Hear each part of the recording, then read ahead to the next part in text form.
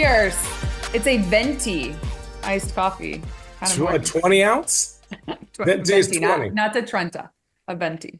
Welcome to this Starbucks, sponsor us. Welcome to this edition of Road Trippin.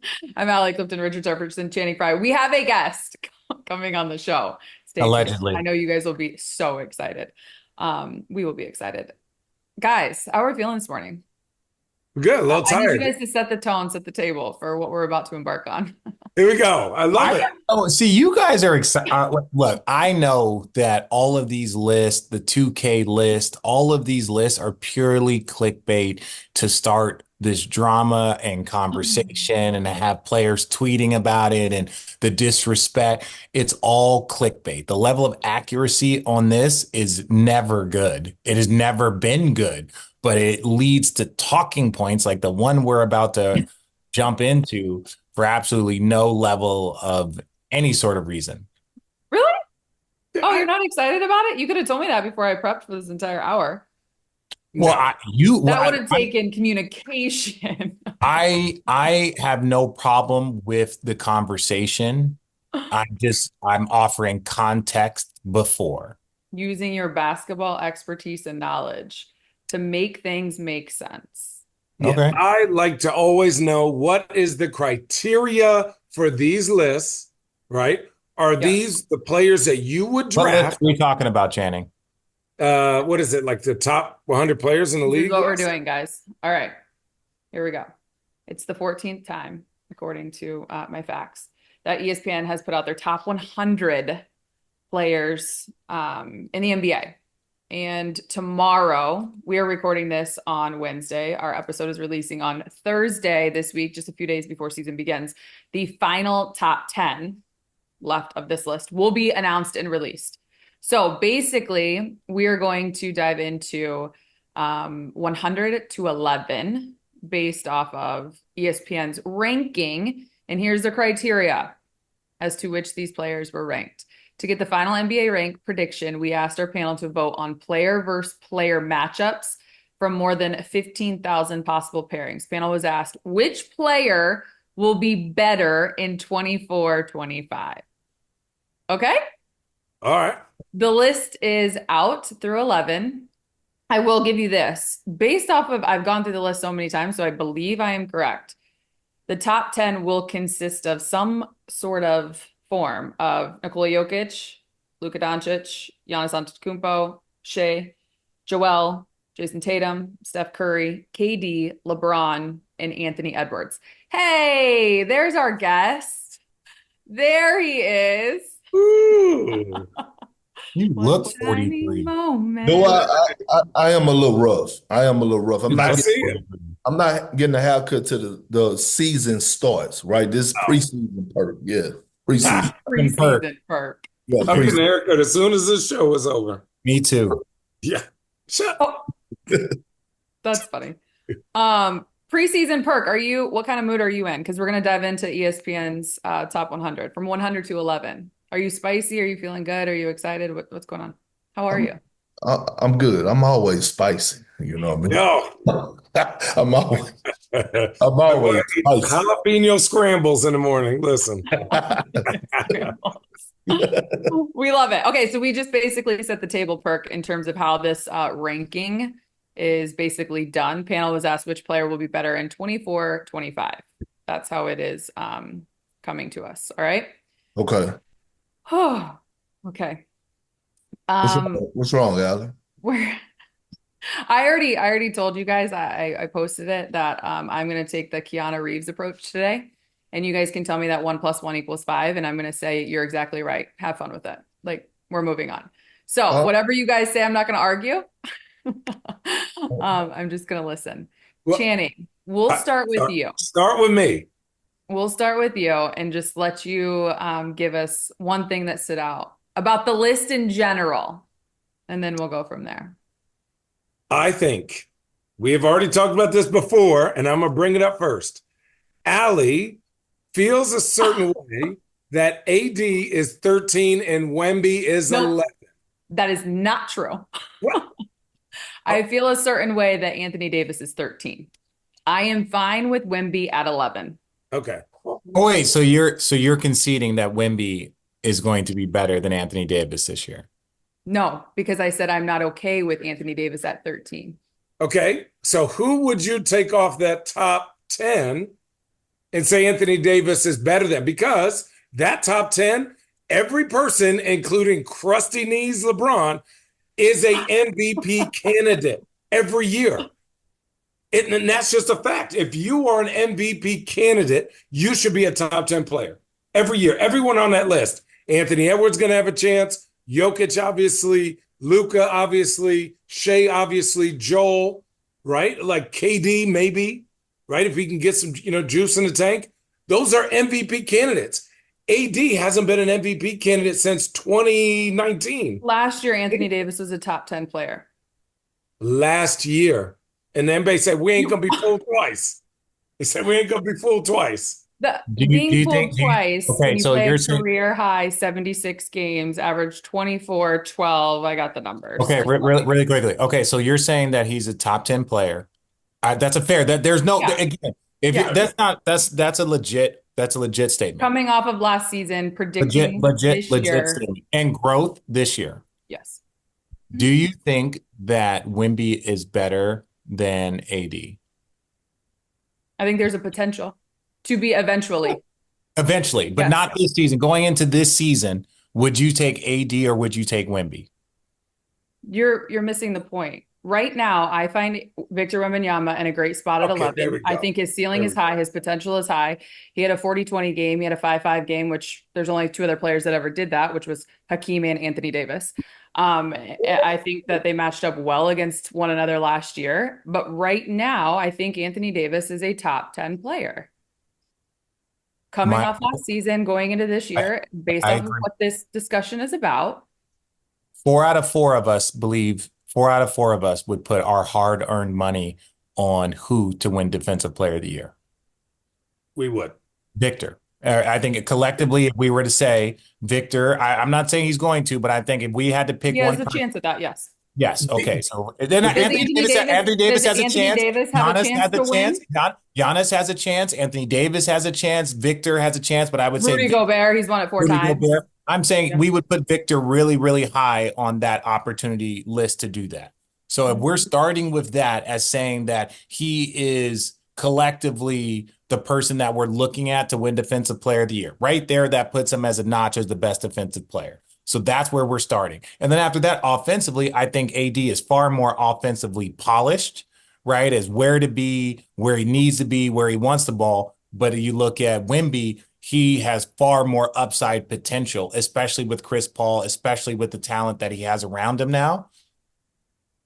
I don't find anything. I think Anthony Davis could be a top 10 player, but I could see why people would have Wemby and him in the exact same conversation currently right now.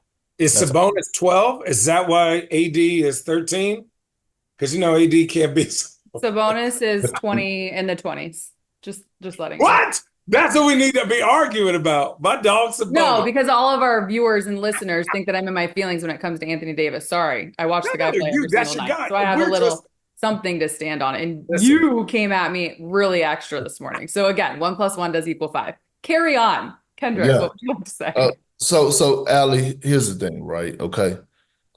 Anthony Davis, is he one of the most talented bigs we've ever seen? Absolutely. I believe so. But we don't see it consistently. And when I think about that offensively, every time a new coach gets in that started leading the charge for the Los Angeles Lakers, the conversation comes about, and I know it seems like I'm going off topic, but I'm going to come back around to what we're talking about. Every time it's a new coach, whether it's Frank Vogel, right, that happened to get the best out of Anthony Davis because they won a championship, right? Next, it was Darvin Ham, okay? How is Darvin Ham going to maximize Anthony Davis? LeBron James, he goes on record and says, hey, you know what? We're going to give the keys to Anthony Davis. Our offense is going to be based around Anthony Davis. We're going to go through him. Darvin Ham gets fired, okay? AD had a pretty good season last year.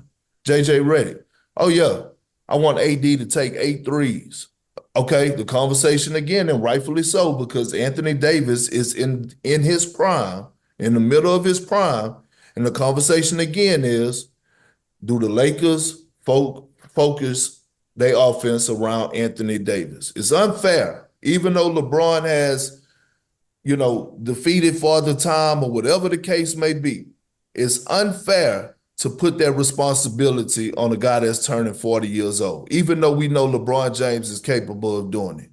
At some point, when is Anthony Davis offensively going to go take the keys to the car or steal the car and go to the store, right? That's the thing. When is he going to put his coaches in position to be successful? It's always, what are the coaches going to do for Anthony Davis?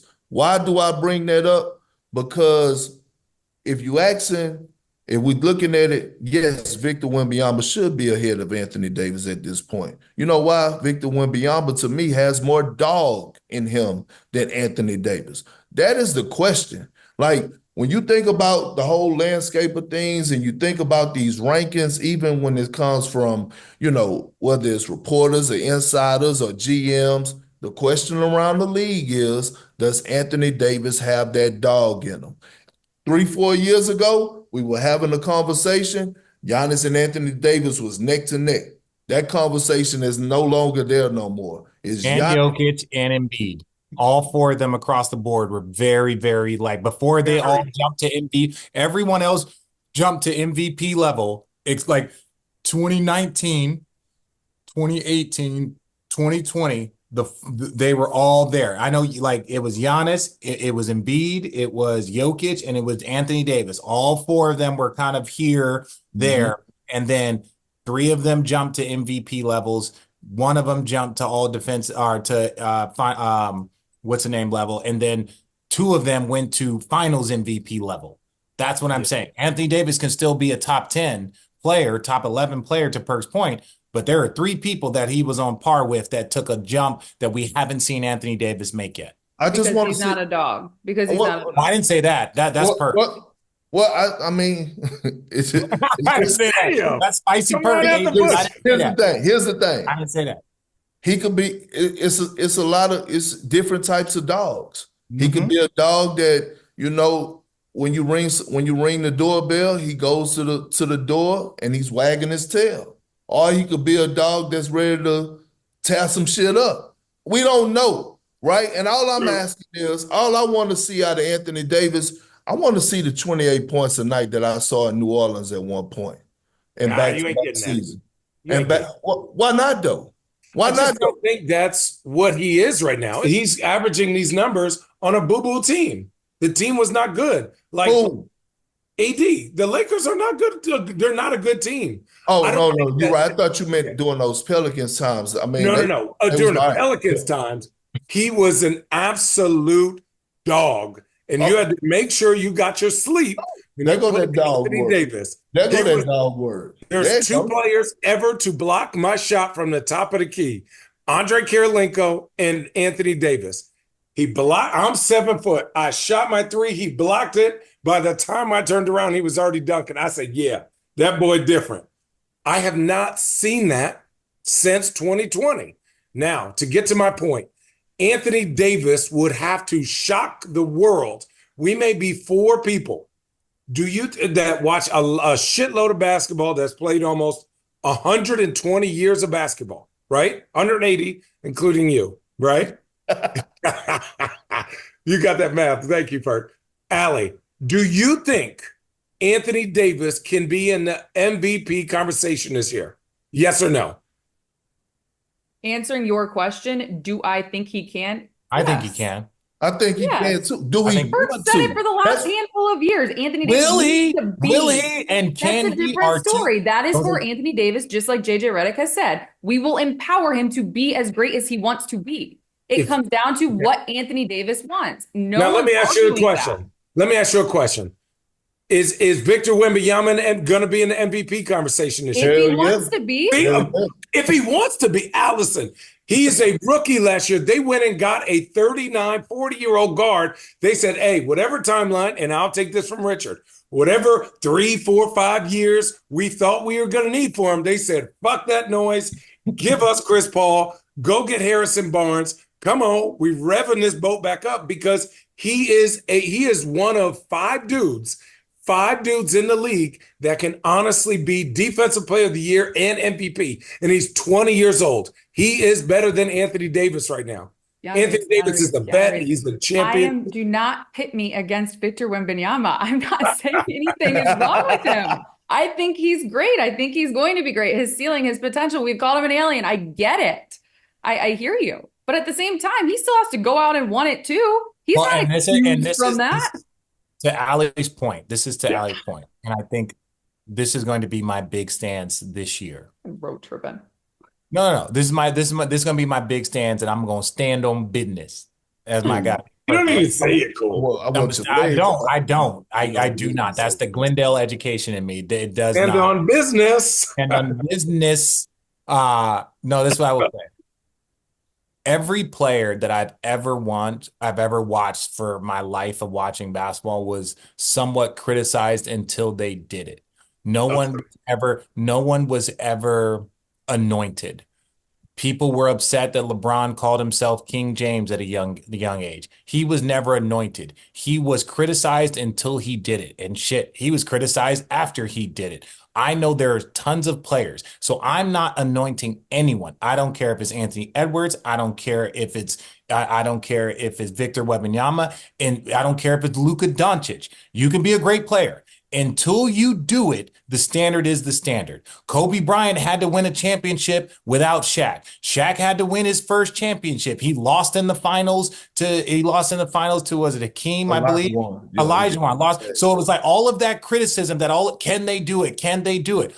I am not anointing Anthony Davis the face of the league. I'm not anointing any of these people until they do it, because that's what it's always been. It's always been that way. So I love Victor Wembanyama. To Allie's point, until he does it, I'm not going to put him there on potential and projections. Anthony Davis right now is a better player than Victor Wembanyama. By the end of the season, we can be having a completely different conversation. I'm with you. But no one is getting anointed no one is the future face. No one is any of this until you do it. Because I'm old enough to remember who's the next Jordan. Is it Kobe? Is it Grant Hill? Is it Harold Miner? Who's the next Jordan, right? Until someone went and did it and started winning, and then they got anointed. We are in a space now where we are anointing players before they actually finish the job. But what is finishing? Number 12, by the way. Finish the job means like show me a great player that has been crowned that dude without winning a championship. Larry, and that's when you lose me. Okay. And I'm saying this respectfully. This is a team sport. This is not an individual sport, and this is the problem. Can lead their team to a championship. Hold on. No. Listen to me, RJ. I'm with you, not against you. Okay, we just having a disagreement. Here's the thing. We get so caught up in these championships.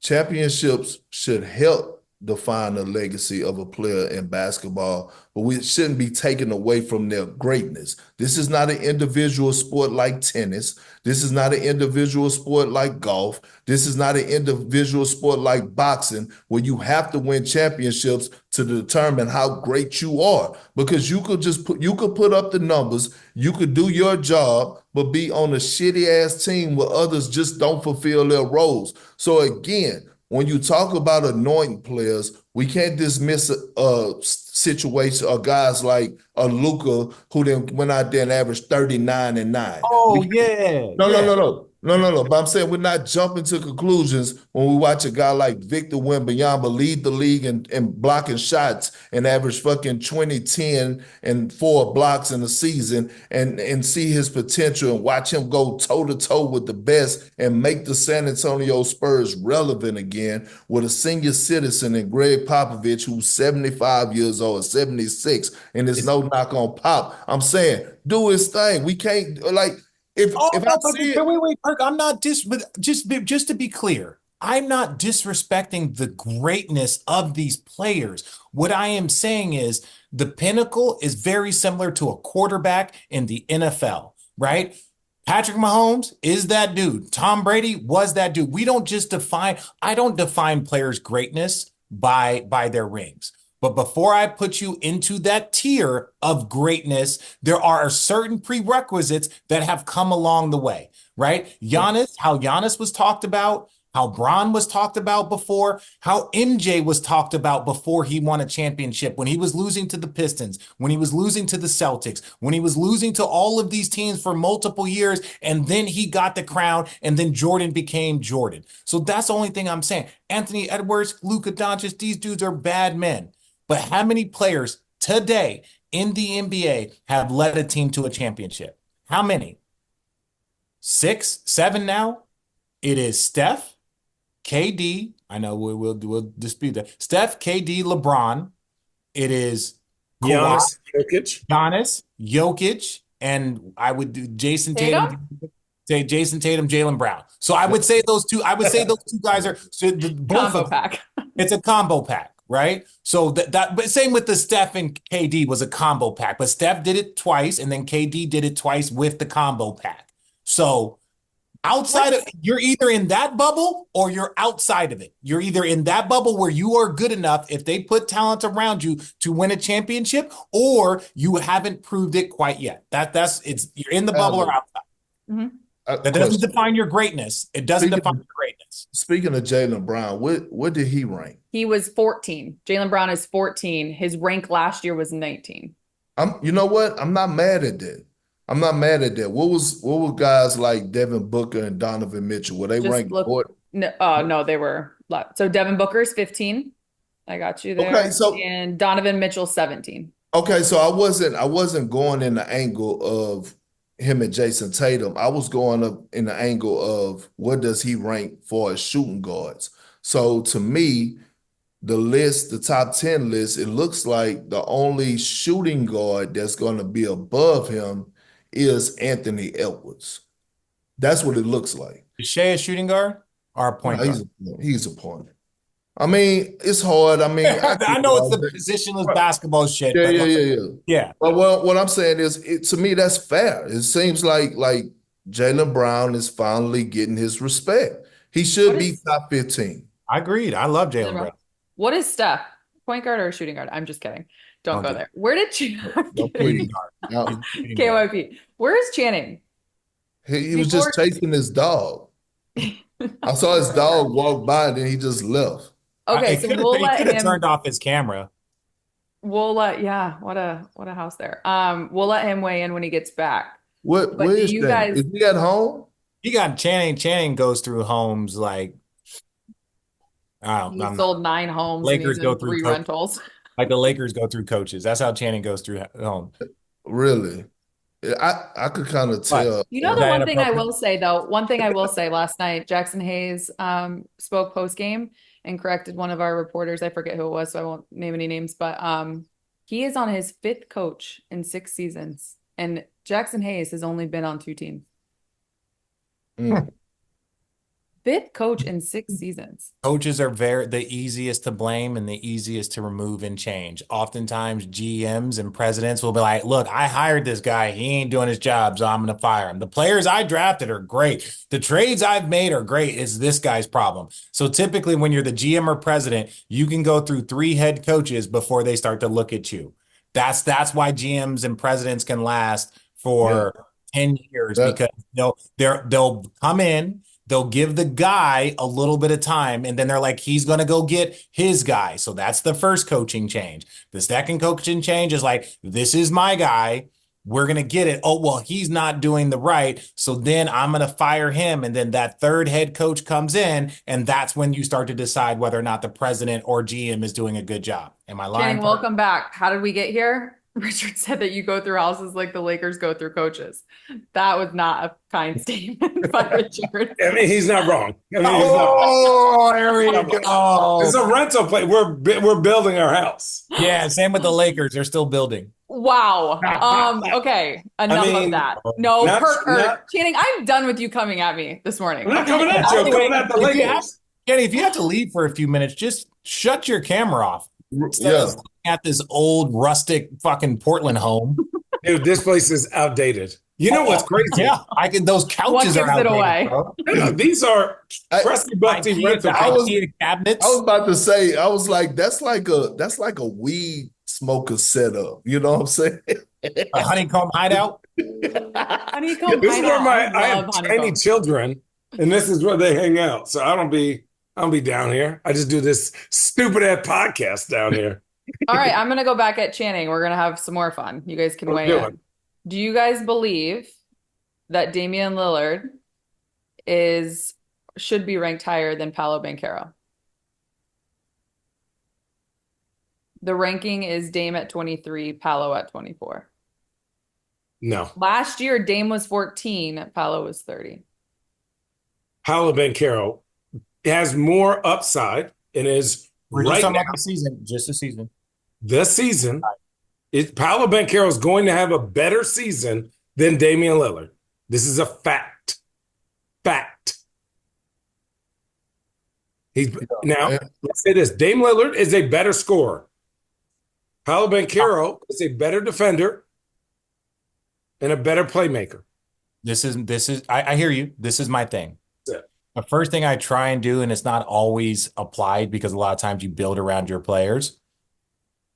I think, would Orlando win more games if it was Dame and that grew and you took Paolo off? Or if you put Paolo on Milwaukee, would they be better off with Paolo and Giannis as their top two players? My answer is no. I know it's about fit, but I just think that Dame still to this day is a more important player than Paolo is in the ranking. Now, I would, again, by the end of the season, there's going to be 3 or 4 young guys that take that jump. And then the guys that are in the 14, 15 range that are years will regress like a few spots. That's when the shift happens, right? Like that's when Dame Lillard is now a top 20 player. He used to be a top 10 player. Now he's a top 20. Paolo Banchero used to be a top 25 player. Now he's a top 15 player. That's what happens every single year in the league. There's all these shifts and jumps as guys get older and younger players get more proven and more experience. I still think Dame is above Paolo. Let me go ahead. I'm also saying we're not taking into consideration fit. And let's be real, nobody wants I know. That's why I said fit is not exactly. exactly. He fits in Milwaukee. I thought he thought it was going to fit Milwaukee. And I'm sorry to Milwaukee Bucks fans, y'all are a bit stale. You have not made a young move. There's no energy to that team. Giannis is how old? Dame is how old? Brook Lopez is how old? Now you're giving Doc Rivers a whole year with that team. Oh God! Wait. To your point, really quickly, to your point, and Perk, then you can go. Say whatever you want about the Clippers. They look like Fresno State from the 90s. Like anybody that had any issues, just come play with us. But there are some guys on the Clippers that if you thought to yourself, like, hey, we could have ideally brought in somebody like a Kevin Porter. We could have brought in somebody like Kai. And it's like we have such a great veteran locker room that we can insulate a guy that might, is still trying to figure himself out and trying to find his way for a minimum amount of dollars. For a minimum amount of dollars, we could have brought one of these guys in to add some youth infusion, right? Yeah. And you don't have that. And you have Middleton coming off double ankle surgery, right? So it's like, they don't have any youth, and that's my biggest issue when you're talking about Go Perk. We're agreeing. Yeah, that's what I'm saying. I was adding to your point, and I was, sure. I'm saying there were some young guys out there that I thought could have added a little bit of juice to them. Absolutely. They thought I was, Perk, here you go with one of his dumbass hot takes when I said, hey, the Milwaukee Bucks should consider trading Chris Middleton. I said that at the end of the last season, and I love money-making Middleton. But he looks old. He looked old. He had flashes last season, but in order for the Bucks to look the Celtics eye to eye, the Knicks, the Philadelphia 76ers, you need more depth. You need athleticism. I don't know if Gary Trent Jr. is going to get the job done, and I'm a fan of his. I don't know if it's not Darrell right? It's his brother, DeLon. That's his name? DeLon. Yeah, DeLon. Yeah, DeLon. Yeah. DeLon. I don't know if that's the answer. Bobby Portis, right? Like he's going to come in and do his thing. I'm a huge fan of Bobby. But to answer Allie's question, yes, Paolo should be ranked higher than Damian Lillard.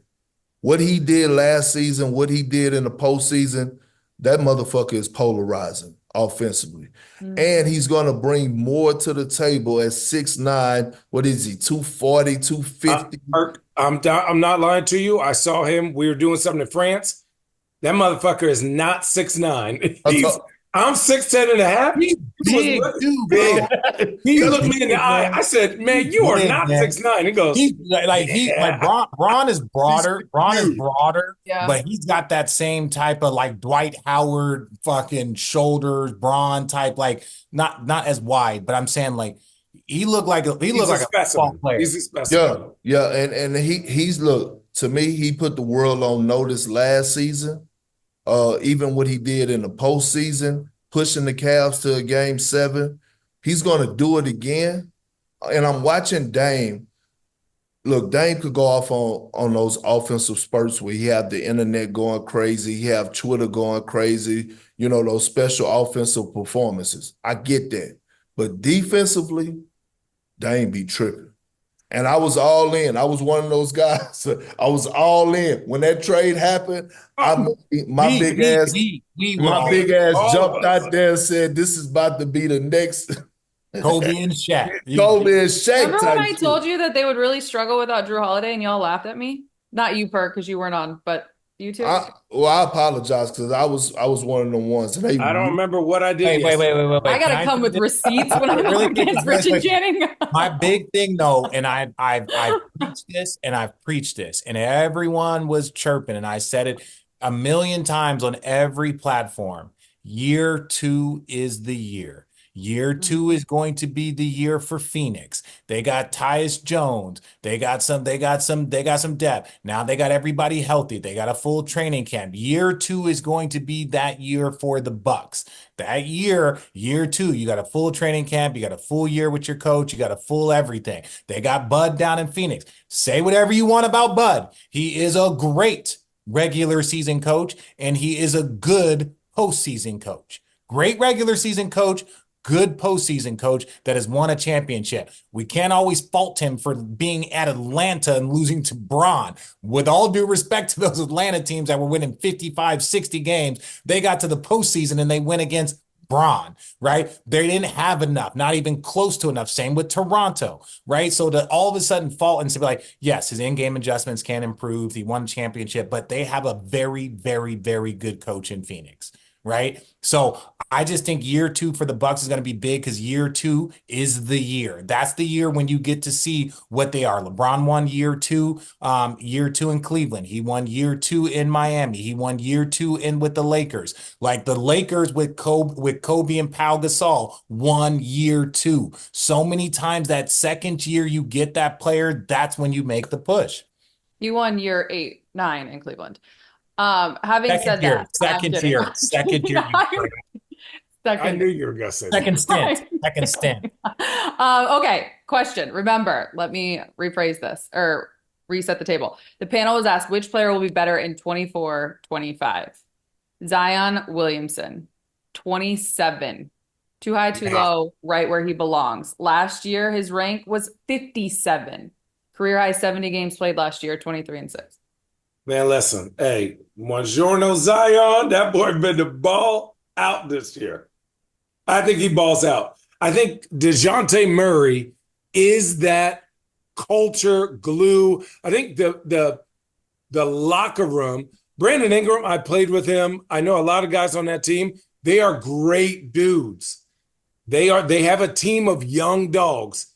DeJounte Murray is that last piece that I think right now that when somebody needs to cuss out Zion or cuss out Brandon Ingram and be that triangle of people and leader that they respect and get Zion the ball, get Brandon Ingram the ball. I don't know right now if there is a more liked non-all-star than DeJounte Murray. For the cost of what you're getting. DeJounte Murray seemed like the type of dude like, oh, Brandon, you tripping? Okay, I'm going to go to Zion. Oh, Zion, you tripping? I'm going to go to Brandon. Oh, both y'all tripping? I'm going to go get it myself. Oh, y'all both tripping? I'm throwing it to CJ Trey. He is a point guard that can score. That's what I'm saying. Like, he plays defense. at a high level. So you got him and Herb Jones, right? So you got defense at a high level on the perimeter side and effort, right? I'm not saying they're shut down guys, but they give effort every single night. Now you know he can also go get you 20 points a game, and you know he knows how to manage. He learned from Pop. He had who was Quinn Snyder, who is a Pop disciple. He knows how to run a team, what to do. So I'm giving a lot of boost. And if Zion has to miss 25 games, you have now that other all-star that's like, oh, I got you, right? I got you now, right? Like, I can help y'all win this down. Before, Zion would disappear and the way their team played completely shut down. Now you have a head of a snake. And Zion was never going to be the head of the snake because he was too much, similar how Joel Embiid was never truly going to be the head of the snake. And they're trying to enable Tyrese Maxey to be like, hey, go be the head of the snake, like, and you help us get through the regular season, help Embiid and these guys get to the postseason. So I love the DeJounte Murray pickup, and I think that that's going to help Zion as long as Zion wants it. We can't want it more than Zion, and his teammates can't want it more than him. DeJounte Murray sounds like someone that the Lakers should have picked up at the trade deadline last season, but they're so hung up on. You told me I was wrong, but then you corrected yourself. You're like, Richard, you were right. He would have fixed a lot of problems. No, I was right there with you. No, in the beginning, I said there was one player, and you. No, and then I came back and I said, came yes. back around. That's what I said. You came back around. Yeah, because he would have changed. I strongly believe he's this special on both ends of the floor that if the Lakers have DeJounte Murray in that series against the Nuggets, they win that series. I strongly believe that. Right. I think he completely takes out Jamal Murray. But that's another topic. Getting to the Pelicans. I believe Zion should be ranked top 20. Like he was the second most dominant player around the basket outside of Giannis last year. I think with the spacing he's gonna have, I know they got Daniel Tice, but Daniel Tice is a guy that they are banking to play spot minutes who can stretch the floor and things to that nature. Somebody gotta go. I'm sorry. Somebody has to go. They have too many ball dominant guys that I just don't see this working out, right? You have DeJounte Murray, you have CJ McCollum, you have Zion, you have Brandon Ingram. It's too much. Okay, but this is what I think. You go trade one of them for a big and round out your roster. You just got rid of a big. But that was to get DeJounte Murray in. And I love Valanciunas, but he's very limited. He's very just one of them. Trade one of them. And now you got the big, but you got to go get the right big though, RJ. Like, what big do you need? But because you still want Zion, Jonathan Isaac. No, but you want that type. They're not getting bouncy, but you're not gonna find that. Here's the thing. You want Zion is at his best when the floor is spread. Where did Zion? Where'd Mason Plumlee end up? He's in Phoenix. Yeah. What about DeAndre Ayton? Would you take a chance on him? Fuck no. Listen, hell no. Absolutely not. Absolutely. Not. Okay, how about this? Jalen Duren. When we say the right big, what about a guy like if you were able to go get a guy like Zubac? And I'm just thinking of it. You don't need no one that's gonna clog up the paint. You need somebody. You need like a Jackson Hayes? Back? No. You got a stretch five? You're talking about a stretch five. You need a stretch five, and you really need a stretch four. You want Zion at the five. Let Zion play the five. But you want Zion at the five. He's gonna He's gonna be better. But I feel like the Pelicans do need to make a move. One of those guys gotta go. I don't know if it's gonna be Brandon Ingram. I don't know if it's gonna be CJ. But now, if I'm looking at the Pelicans, my foundation is Zion and DeJounte Murray. After that, I'm filling in the blanks. Obviously, would you go get Vooch from Chicago? That's not bad. Yeah, Channing. That's not bad. Finally. But and you know Chicago, they're 20 games away from a yard sale. They're 20 games away. 20 games away. Haven't they already started? They've already started it, but they're 20 more games before. They want to still give the illusion they're trying. Oh. What are Okay. they But doing? yeah, They're just Vooch trying to doesn't. value up their pieces. They're literally like, here, go play, show that you're healthy, and then boom, boom, boom, boom, boom. Hey, Perk, man, you I shouldn't be having your head down, man. We starting to see some. You starting to see some. I haven't. Listen, when I go get a haircut, it's that preseason means perk. that means the toppings, the spray. I'm not ashamed to say it. Yes, I'm losing it a little bit, bro. But when I get a That haircut, just ain't the place you should be losing it. What? so, hey, Rude. look, listen, real quick though. What up? Allie, Yeah. Shannon, Yes. we gotta address an elephant in the room, okay? I need y'all comments. Let's not act like we can't ignore this situation. I called Richard the other day on it. I was heated. I went viral for a day What? because motherfuckers said that I'm predatory lending on college kids. And I know y'all saw it. I I know did y'all see saw it. it. Yeah, we gotta talk about this shit. And I I need did to, not even hear that. Well, I huh? want to, but you know what? Go ahead, Perk. No, go ahead. No, go ahead, RJ. I honestly. Can you let everyone know what we're talking about? Okay, go ahead, people. Let Perk go. Oh, you want me to? Okay. Yeah. Before, yeah, and then Rich Wayne. So obviously somebody from my colleague at the network that I work with wrote an article about me, right? Which he went and got, opinions from experts at colleges about the Nilly company that I have. Okay. Now, I've done a interview about Nilly with Front Office Sports. I done an interview with about Nilly with the New York Post. Now, for some strange reason, the interview went extremely well. Both of them got what I was saying. Articles came out way before then, but then a guy, I won't mention his name because I won't fucking say his name, goes and put an article out. Okay, cool. Misleading information, one, but the headline was experts raise red flag on Kendrick Perkins Nilly company. So instantly people are going to look at it and say, oh, okay, cool, right? And now for, I think it was a Thursday, I caught pure hell all day long from a lot of people who don't know. Now, for the Nilly company, we end up getting 168 now student athletes that actually called and signed up and want to Damn, call congrats. Nilly. Well, no, because if you don't know, then you don't know. You only could assume, right? Currently, we have 21 athletes that are signed up under Nilly. I want y'all to speak on it, tell me how y'all feel, and then I would tell y'all a little something about Nilly.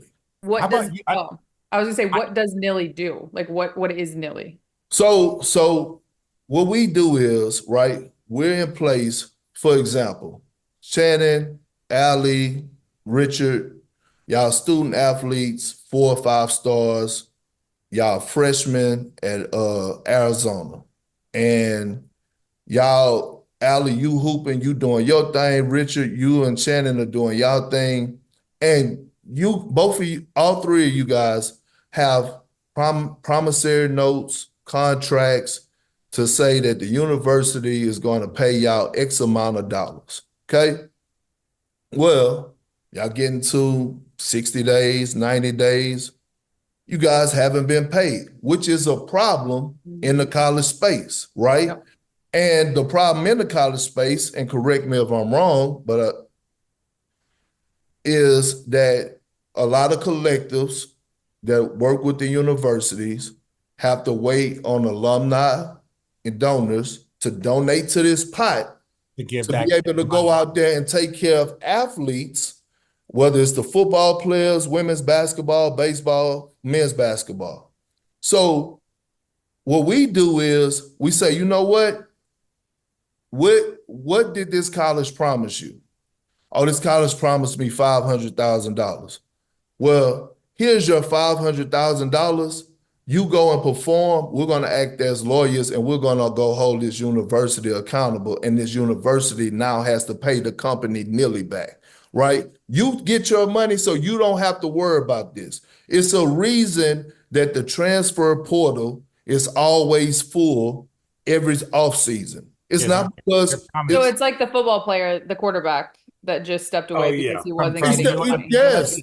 And yeah, it's like the $15 million lawsuit that the University of Florida is about to get from one athlete here pretty soon that's going to surface across the news because they're promising these athletes certain amount of dollars and they're not getting paid. So we came in place not only just to advance and then act as somewhat lawyers because we're not an agency, act as lawyers to go and recruit the money from the universities, but we also uh, give financial literacy.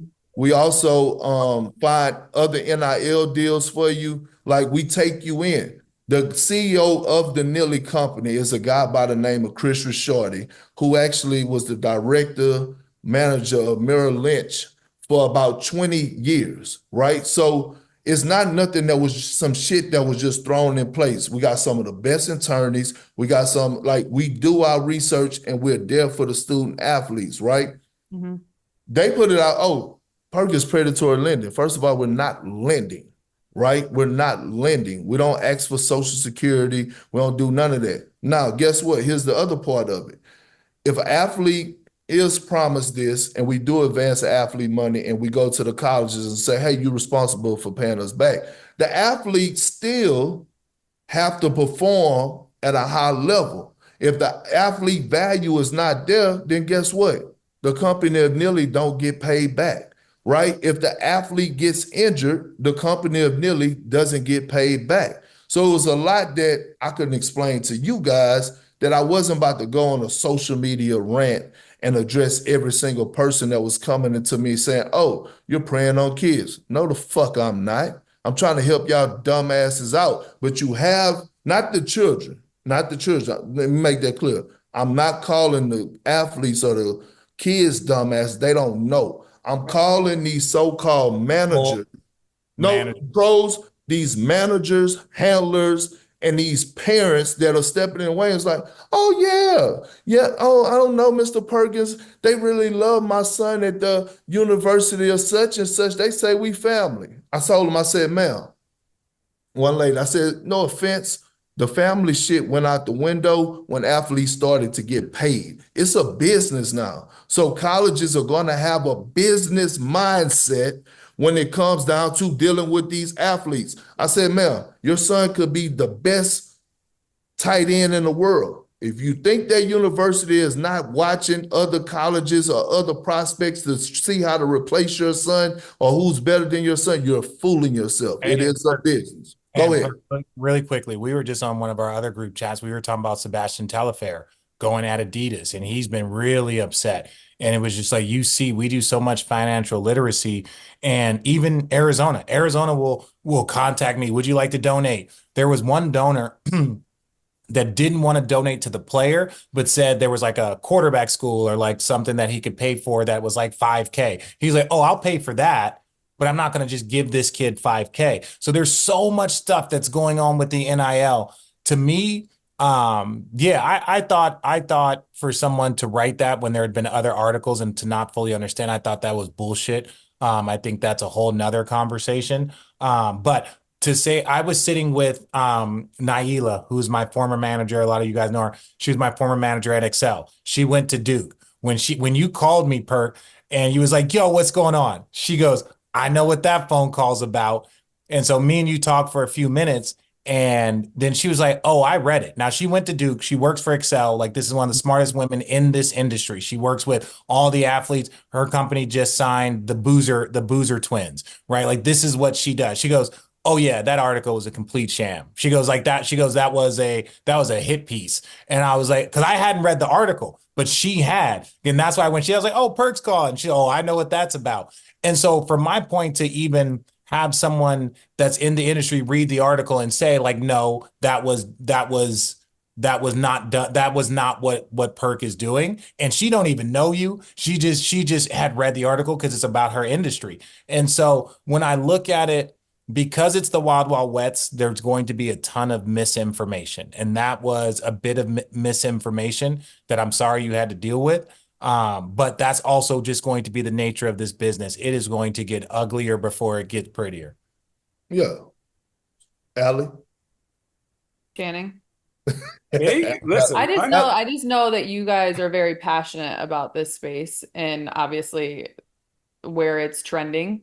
And I think to have, first and foremost, Perk, to even like bring this up and discuss it and to make sure that, I mean, that's one of the biggest reasons why we have Road Trippin, right? And one of our mottos has always been, no one tells our stories better than us, right? And Right. so for you to be able to get this out there, it just brings the awareness. It just brings the side that everyone doesn't necessarily get to understand or know about. And it's unfortunate, like Rich said, for you to have to go through this. But also, Rich, Channing, y'all have kids and they're going to be in this position at one point in time, right? Yeah. Well, And that's I the think, thing. I will say Gilbert's an idiot, but he did say that. He's like, I don't need it. Guess what though? So because a lot of this, like when dealing with these families, you have to be, it's a lot of like hands-on. So I'm on Zoom calls with a lot of these parents that come in. We don't recruit and we don't go after. They come and they find us, but I'm hands-on and I'm talking them through the process. And before one of the athletes signed up, a mother asked me this. She said, Perk, before we sign, would you let your kids sign with Nilly? I told her, I said, ma'am, it's funny that you asked this. Let me give you an example. I said, I had a box that was delivered at my front door, right? And it was Nilly gear. It was a hat, a hoodie, stuff like, some Nilly gear that was sent to my front door, right? My oldest, he comes and who's a sophomore, he's like, damn, Dad, that's how we doing it now? Where mine at? Where my gear at? The first thing that came out of my mouth to him was, I said, man, why are you worrying about gear instead of worrying about getting these 3 to 4 stars behind your name on this football field and putting it all into this? Do you see what's going on in the NIL space? Do you see how this is life-changing, what you could be doing? You worrying about gear when you should be worrying about your craft. So I told her later, I said, absolutely. Hell yeah, my sons would sign up. If someone was in place and they would tell me, hey, Perk, if that college promised your son this, we're going to advance him this and we're going after the colleges, right? And I hate to say it like this in this tone. We don't care if the colleges like us as a company. We're not beefing with the colleges, but we don't care if they like us. We want to be loved by the athletes. And if we hated by the colleges, cool. We here to hold y'all accountable. So if y'all saying y'all paying this athlete this amount of money, we're gonna hold you to it. We know that's happening. So yeah. All right. I love it. I actually think that'll do it for this. Shannon, what you got to say? I think One that's of the ones talking about? Was you one of the Hendricks ones is gonna be talking signed about to me that behind company. my back? Hendricks No. Listen, look, months. my only thing is this. I want my kids, my boy and my 3 girls, their job is to focus on school and sports. I don't need them worried about, and we come in a different situation. I couldn't imagine a kid coming from, let's say he's a farm boy in this college. He's a great baseball's bad, soccer player. And they said, hey, I have $100,000 for you a year. And he goes, hey, mom and dad, you can go refinance your house because I'm getting $100,000, right? I'm going to send this now. His parents don't have to work 2 jobs. So if the college says no or messes with him and he's still starting, getting goals, he can't play his sport because he's like, how do I provide for my family? Now, that's what I don't want. That's what I think the value is freedom of mind for kids to grow up as kids. Yes, you're a pro. You're learning how to be a pro. As you learn, your value grows and you allow us to just be parents. So I love you all. You're All great right. humans, great people. You're great parents. We have season starts next week, and we have an exciting announcement to make. So I hope you guys will stay tuned for that. Guess what else is coming back starting next week? YouTube Lives, Road Trippin YouTube Lives. So if you haven't already, subscribe. We're gonna pick a game of the week every week throughout the NBA season. So we hope you will join us and engage with us. For now, it's another edition of Road Trippin. Right.